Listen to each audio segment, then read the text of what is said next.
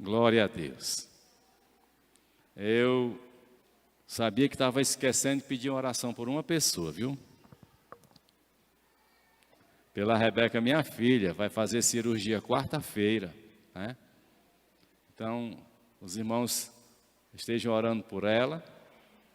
Parece ser uma oração simples, ou uma cirurgia simples, mas não é. Ela vai fazer uma cirurgia de joelho, tá?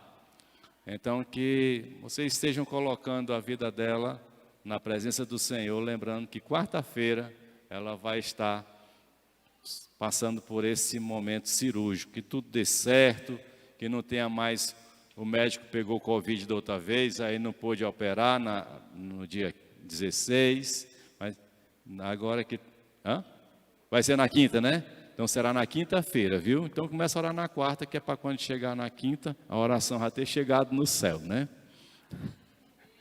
Glória a Deus. Brincando, viu, irmãos? Nós vamos falar um pouco da palavra de Deus. Nós lemos um texto lá em Isaías, no capítulo 57.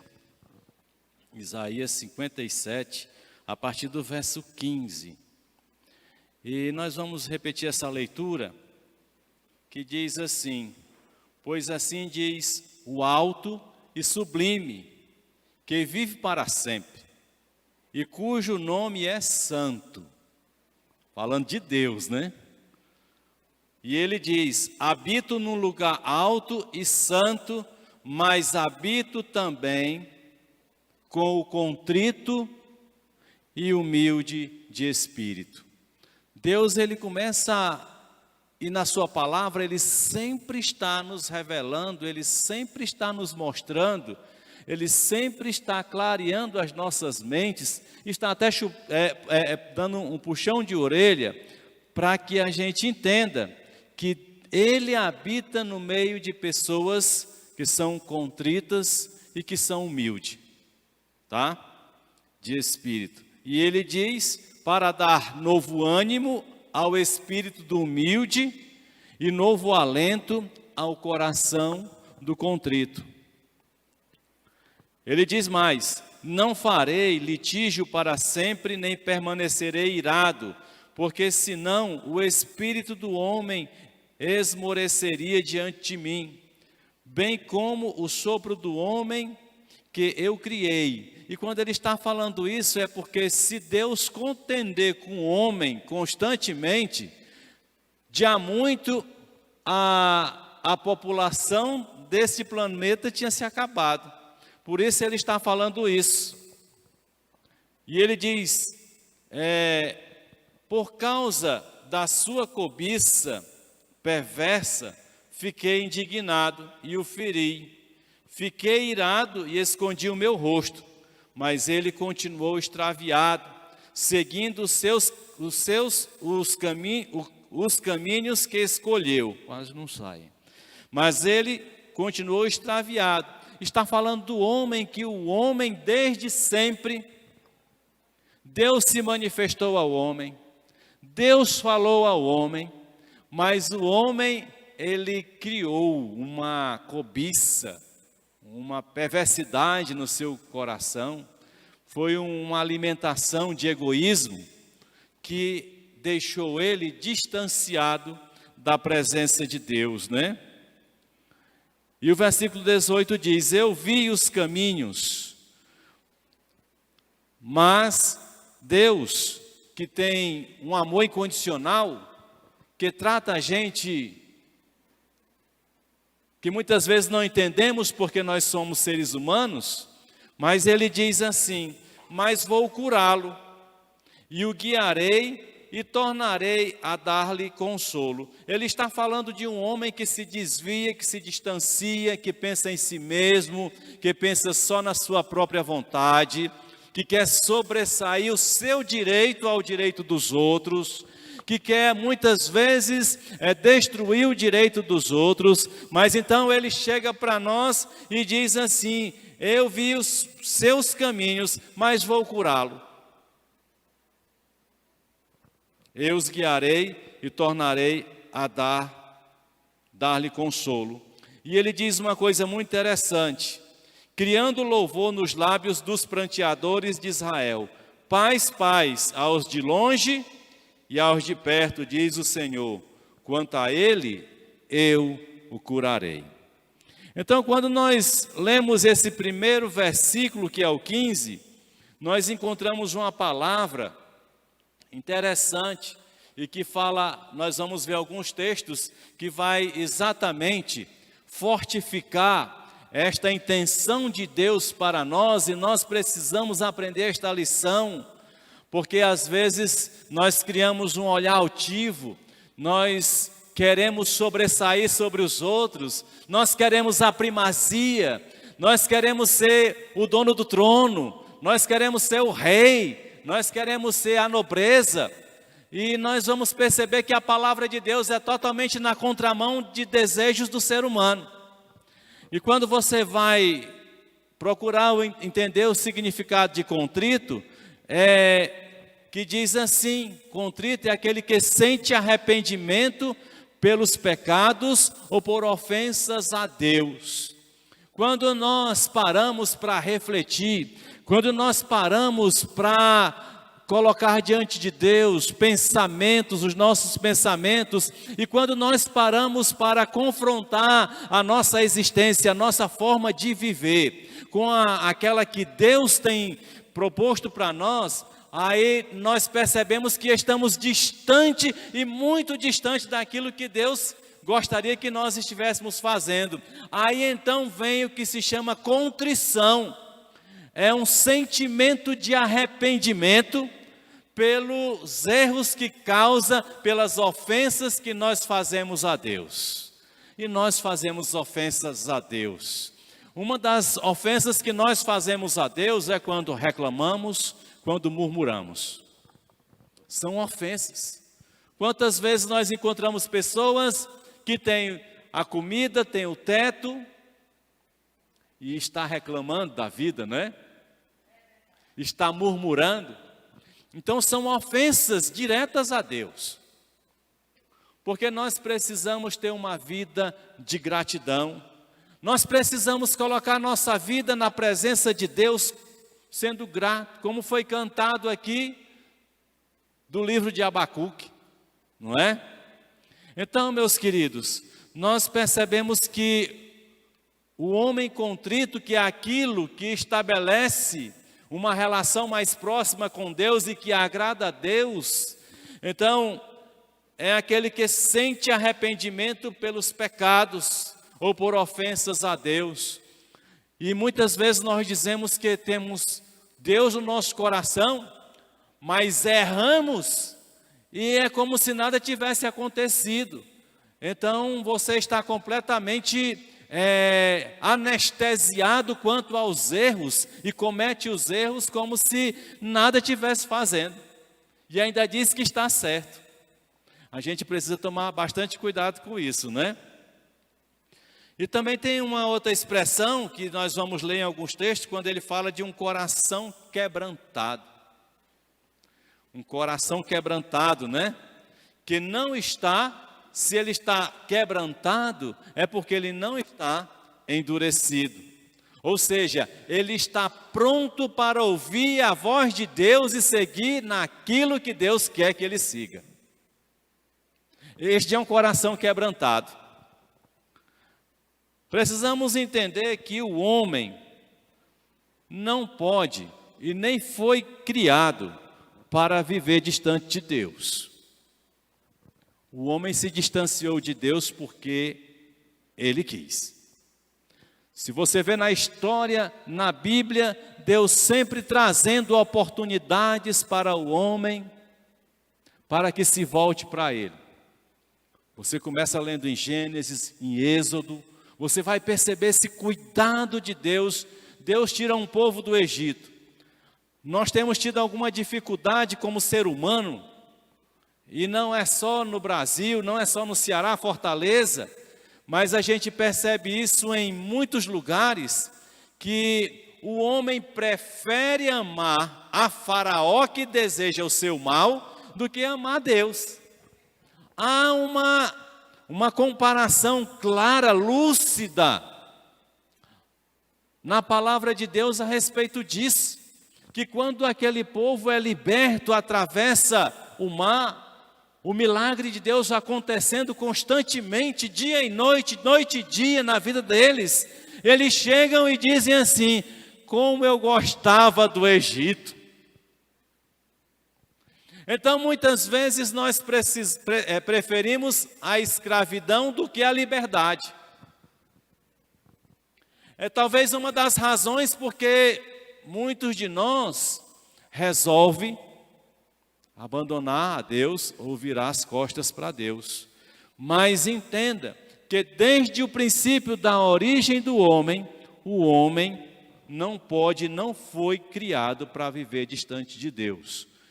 Todo ser humano que vive afastado de Deus é um ser humano para além de vazio. É uma pessoa que quer preencher a sua história, a sua essência, com todo tipo de invencionismo, para que ele possa se sentir bem. Mas nós nunca conseguiremos nos sentir bem distantes de Deus, do Deus que criou os céus e a terra, não de deuses formados. Porque a própria palavra de Deus diz, Isaías vai falar muito sobre isso, Jeremias também, que o sujeito pega um pedaço de pau, faz lá uma figura e começa a se ajoelhar como se ali fosse seu Deus. E muitas vezes nós vamos nesse caminho, tamanho é o erro do homem, e tamanho é a necessidade de preencher o seu vazio, mas ele continua cego, ele continua distante, e se distanciando cada vez mais. Por que é que existem tantas coisas que se oferecem para nós, para preencher a nossa vida de prazer, de alegria, mas nenhuma traz paz ao seu coração, nenhuma traz contentamento. Todas elas são destruidoras. Em Mateus, capítulo 5, verso 3, Jesus Cristo, no Sermão do Monte, ele diz algo bem interessante. Bem-aventurados os pobres em espírito, pois deles é o reino dos céus. Jesus está falando daqueles que não se enchem de si mesmos, mas que se esvaziam de si mesmos, que deixam de ser eles mesmos, para dar lugar àquele que vem do alto, aquele que é sublime, aquele que está no santo lugar. Mas ele está falando de pobre em espírito, não é relacionado ao Espírito Santo, mas é o espírito do homem, que quer sobressair a todos. Nós encontramos isso quando discutimos com os outros, né? É porque nós queremos sobressair. Nós queremos que a nossa tese, nós queremos que os nossos conceitos, nós queremos que aquilo que estamos colocando seja melhor do que o dos outros. Esse quer ter um espírito enriquecido, reconhecido. Mas Jesus vem e diz totalmente o contrário. Ele diz: feliz e abençoados os pobres em espírito, pois é deles o reino dos céus. E Salmo 51, 17, ele traz para nós uma mensagem profunda que às vezes esquecemos, mas a Bíblia está repleta delas, e que está relacionado lá com Isaías 57 também, quando ele diz assim: os sacrifícios que agradam a Deus. Olha só, os sacrifícios que agradam a Deus são um espírito quebrantado e um coração quebrantado e contrito, ó Deus, não desprezará. É uma grande diferença, né? Então, o coração quebrantado é aquele que se quebrou na presença de Deus para que Deus o reajunte. É aquele que se partiu na presença de Deus para que Ele una. Esse é um coração quebrantado. E o contrito é aquele que sente arrepender-se dos seus erros.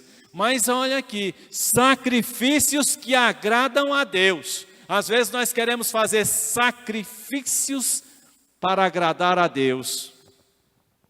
Tem pessoas que se cortam. Tem pessoas, pasmem, que leem a Bíblia, mas eu vou dizer aqui, tem pessoas que colocam milho ou feijão no chão para se ajoelhar, para sentir incômodo, no sentido de agradar a Deus. Deus não está interessado nisso. Não há na Bíblia razão para isso. Quando ele fala de jejum, e jejum não é sacrifício, viu? Jejum é esvaziamento. A gente é que pensa que jejum é sacrifício, mas não é. Jejum é esvaziamento para que ele encha, para que ele nos fortaleça e a gente alcance o nosso objetivo. Isso é jejum. Mas muitas vezes nós queremos achar que sacrifício... Tem pessoas que leem a Bíblia de joelho. Não estou aqui condenando. Quem lê sua Bíblia de joelho, continue orando. Mas que seja para um quebrantamento seu. E não achar que você está se sacrificando para Deus.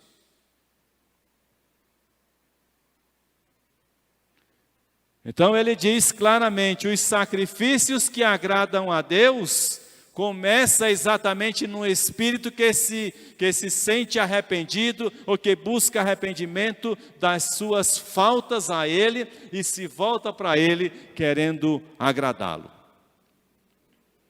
E Salmo 34, versos 18 e 19, continua se falando a mesma coisa. Diz assim, o Senhor está perto dos que têm o coração quebrantado e salva os de espírito abatido. Então, coração quebrantado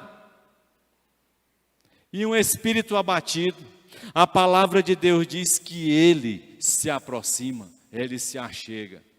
Ele não se achega quando o próprio Jesus diz, naquela oração, Senhor, eu dou o dízimo e oferta, eu sou melhor do que este aqui.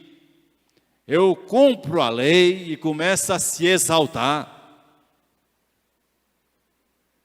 Primeiro, seguir Jesus não é seguir religião. Seguir Jesus é abrir mão de tudo para colocar a vida na presença dEle. Não é? Então, muitas vezes, nós nos apresentamos assim, e nós muitas vezes chegamos para Deus, e já aconteceu comigo, e aconteceu com muita gente, não precisa de revelação para isso. De chegar para Deus, mas Senhor, eu vou à tua igreja, eu sou dizimista, eu canto no louvor, eu prego, eu faço evangelismo. Não é possível que aconteça isso comigo. Uma maneira errada de se apresentar diante de Deus. Isso não é contrição, não é quebrantamento. Nós precisamos aprender a entender o mistério da palavra de Deus, que o mistério da palavra de Deus é muito simples, é muito simples. Nós erramos muitas vezes, mas é simples. Ela é para atingir o homem, para que o poder da palavra o transforme em uma nova criatura. É esse o objetivo da Bíblia. É esse o objetivo da palavra de Deus. E quando você vai ler o versículo seguinte, o justo passa por muitas adversidades, mas o Senhor o livra de todas. Então, o fato de você ser justificado em Cristo, de você ser justo, não está eximindo. Não adianta você ouvir um discurso de coaching, ou de qualquer outra coisa, e dizendo: venha para Jesus e os teus problemas estão todos resolvidos. É um grande engano. Não existe isso. A palavra de Deus diz que nós que somos justificados em Cristo Jesus, passamos por problemas, por dificuldades, por lutas. A diferença de postura está em que o Abacuque falou, né? Todavia, eu me alegrarei no Senhor. Pode faltar tudo. Pode faltar tudo. O que não pode faltar em nossas vidas é a alegria de termos um Deus extraordinário. Além do mais, o Deus não é nosso servo, é nosso Senhor, viu? Deus não é nosso servo, Ele é nosso Senhor. Ele está muito, muito além da gente. Mas Ele diz que o justo passa muitas adversidades, mas que Ele sempre vai livrar de todas. É promessa dEle. Mas Ele não prometeu que você não vai passar. Por isso a gente precisa ficar de boca calada, fechadinha, para não falar o que não deve. Porque palavra produz realidade na terra. Então o que a gente fala, a gente está semeando.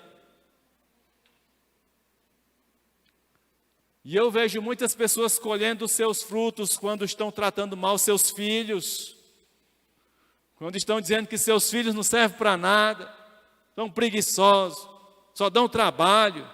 Então é uma semente, é vida que está sendo colocada ali. E depois quer que algo diferente aconteça, não acontece, meus queridos. Nós precisamos entender que o justo passa por dificuldades, mas o Senhor livra de todas. Salmo de número 147, versos 1 e 3. Você vai pular o 2. Aleluia! Verso 1. Como é bom cantar louvores ao nosso Deus, como é agradável e próprio louvá-lo. Eu, às vezes, quando eu leio esse texto e outros textos de cantar, os irmãos sabem que eu não canto nada, né? Nem no banheiro eu estou cantando, e a Sônia não gosta que eu cante porque ela perde o sono. Mas, e às vezes eu tenho assim uma inveja, né? Uma pontinha de inveja, eu peço perdão a Deus quando eu vejo Jéssica cantando e tal. Aí, meu Pai do céu. Mas ele diz como é bom cantar louvores ao nosso Deus. Mas o que a Sônia gosta é das minhas composições que eu faço para Deus. Porque eu tenho as minhas próprias músicas, tá? Não queiram que eu cante aqui não, porque se eu terminar de cantar não tem mais ninguém, né? Mas o verso 3, a palavra de Deus diz assim: só Ele cura os de coração quebrantado e cuida das suas feridas. Então, quando a gente se quebranta diante do Senhor, Ele cuida de nós. Se é alguém que é capaz de cuidar das nossas vidas, é Deus e mais ninguém. Se você espera que alguém venha cuidar de você, você se decepciona. Por isso que muita gente vive decepcionada, porque confia no homem, confia nas pessoas, mas a palavra dele é que diz: só Ele cura os de coração quebrantado e cuida das suas feridas. Só Ele cura e Ele é quem cuida. Então se socorra dele. Busque o Senhor teu Deus. A gente muitas vezes está triste, às vezes a gente está revoltado, está desmotivado de vir à presença de Deus por causa de um irmão. Eu digo, você não devia mais nem ter pisado na casa de Deus mesmo, porque se um irmão ou alguém te fez algo é mais importante do que Deus, ele não merece a sua presença na casa dele, porque você trocou ele pelo irmão. E é o que eu vejo muitas pessoas: eu não vou mais para a igreja por causa do irmão, porque não olhou para mim, aquela coisa toda, né? Ou porque ele não falou comigo, ou porque não me chamou para esse canto ou para aquele outro. Então, se você deixa Deus por causa de um irmão, era melhor ter deixado já há muito tempo, porque você estava perdendo tempo, porque você está comparando o teu Deus com a pessoa que você ficou chateada com ela, que nem deveria ter ficado. Porque só Deus, só Ele é quem cuida de nós. É a palavra dele que diz. Então aprenda isso no seu coração, na sua jornada de vida. Se alguém te virar as costas, diga, eu vou sair da presença de Deus. Não faça isso. Se houver problemas, se houver pessoas que te decepcionam, lembre-se que tem um Deus que não decepciona ninguém. É o Senhor Criador das nossas vidas. Amém? Pode dar glória a Deus, viu? Aqui não precisa economizar glória a Deus, não.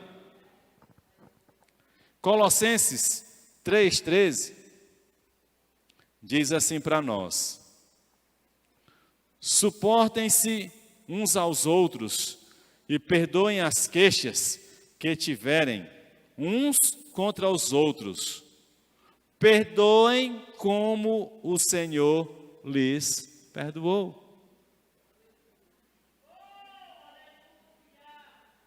Muita gente critica a igreja, reclama da igreja, fala mal da igreja,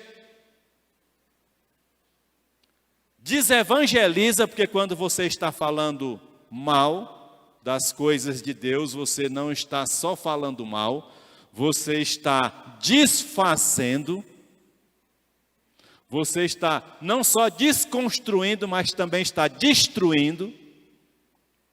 Por isso é importante seguirmos a palavra de Deus, e ele diz, suportem-se uns aos outros, ou seja, dá suporte. O irmão está triste, vá lá, hoje ele não pode abraçar, né? Está complicado, mas você pode orar por ele, pode chegar perto dele e dizer, eu te abençoo, você é servo de Deus, você é filho do Altíssimo, Deus te ama.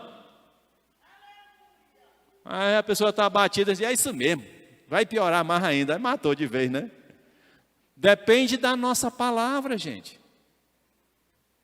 Depende do que sai dos nossos lábios.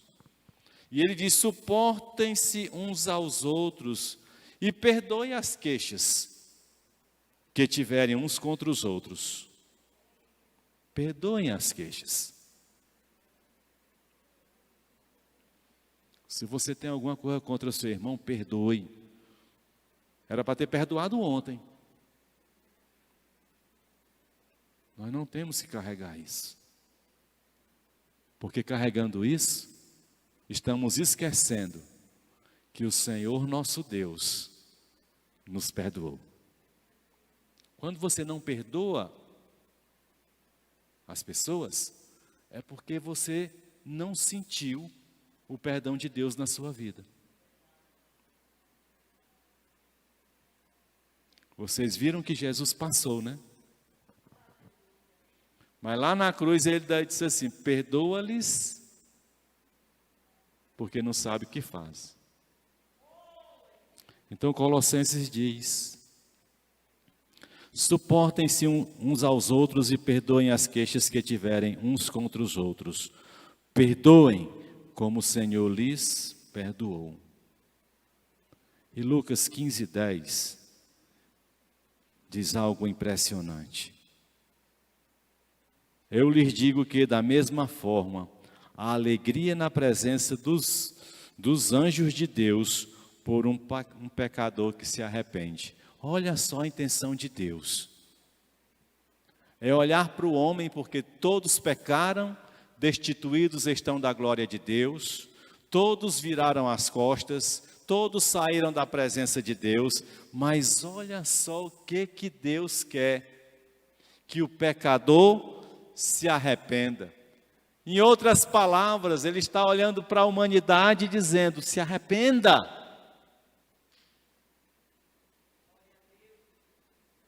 Mas tem gente que está dizendo, eu não. Uma vez eu estava conversando com a irmã Kátia, porque a irmã Kátia trabalha muito na UTI, né? As pessoas estão numa situação difícil. E é um momento que a pessoa está muito abalada, é aquele momento que ela não sabe se continua na terra ou se vai embora. E ela estava me contando um fato que deixa a gente impressionado. E ela falando, entregue a sua vida para Jesus. E a pessoa, naquela angústia de morte, ainda abre a sua boca e diz assim, não. Veja como é o ser humano. Mesmo assim, sabendo que a sua hora está chegando, mas ainda diz, eu não quero esse Deus. Então nós precisamos aprender, meus queridos, a palavra do Senhor. Ele diz que há alegria na presença dos anjos de Deus por um pecador que se arrependa. Então nós precisamos buscar isso nas nossas vidas, não por nós mesmos. Nossa obrigação, a partir do momento que a gente entrega a vida para Jesus Cristo, é que a sua palavra se cumpra em nós. Mas se cumprindo em nós, nós temos que ter o desejo de ver outras pessoas sendo instrumento nas mãos de Deus, para que elas sejam alcançadas e sejam transformadas. E muitas vezes nós ficamos completamente com o coração endurecido nesse ponto. Tem pessoas que estão dizendo, eu quero entregar a minha vida para Jesus, e para muita gente é como se nada tivesse acontecendo, mas a palavra de Deus, e é onde a palavra de Deus me diz que a festa no céu, é quando uma pessoa se arrepende e se entrega a Ele, é quando tem festa no céu. Então era para ser alegria nossa também. Então que nesta noite, a palavra do Senhor, ela seja viva em nós, para nos fazer pessoas alegres, felizes, porque mesmo nas adversidades, nós temos uma convicção inabalável de que Ele, o alto e sublime, cuida de cada um de nós. Amém? Feche seus olhos, faça sua oração.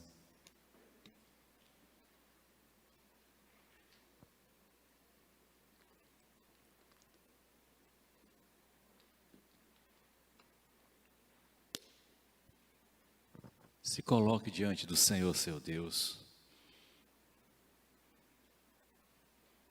Nosso Deus é bom, suas misericórdias duram para sempre.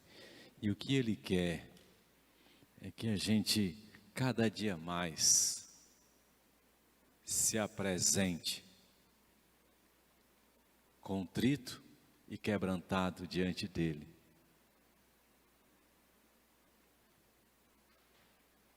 E Ele encherá o nosso coração de alegria.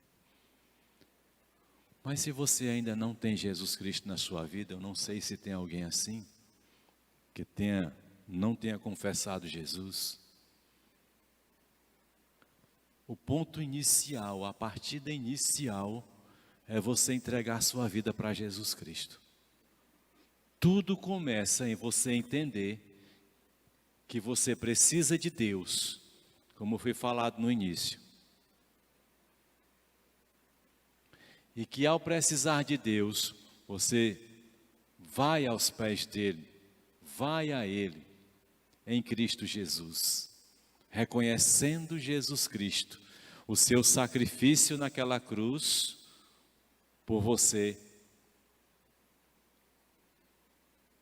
Então, se nesta noite há alguém aqui, que queira entregar a sua vida para Jesus, ou esteja entregando aí onde você está a sua vida para Jesus, eu gostaria que você me desse um sinal, levantando a sua mão e dizendo, hoje eu entrego a minha vida para Jesus. Nós temos alguém assim? Não vou insistir, mas eu pergunto. E queria muito orar por você. E queria provocar uma festa no céu com a sua vida. E se há alguém assim, levante a sua mão e diga, hoje eu entrego a minha vida para Jesus. Mas se não tem, que você, que tem a palavra no seu coração, viva com alegria todos os dias na presença do Senhor teu Deus. Amém?